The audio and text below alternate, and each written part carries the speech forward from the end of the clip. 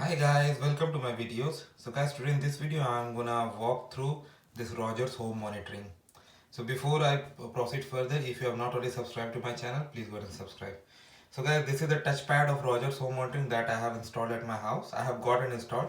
So they have given me camera, sensors like motion sensor, smoke sensor, water sensor.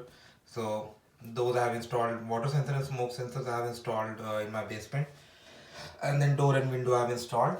So this is what the touch panel looks like. So this is the morning time. I just came downstairs.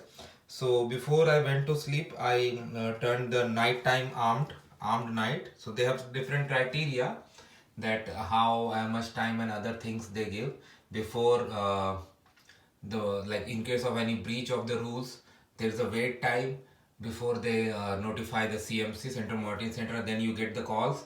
If you don't pick up, then they go for standard dispatch process where they notify authorities. So I'm now pressing to disarm.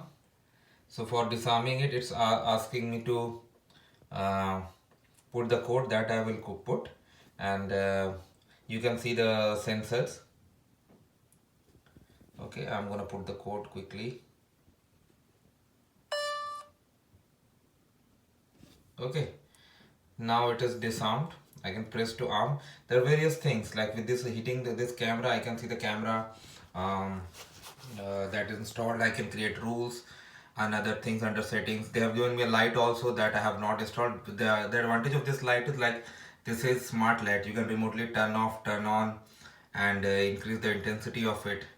Door locks is here. I can open the door lock from here, and if I open the lock myself, it's gonna give the indication. See, I just opened. You see this door got unlocked. I lock it once more. Okay, so I can do it from here as well. So all these facilities are available, and till now it looks good to me, and I'll keep you guys updated. Thanks for watching.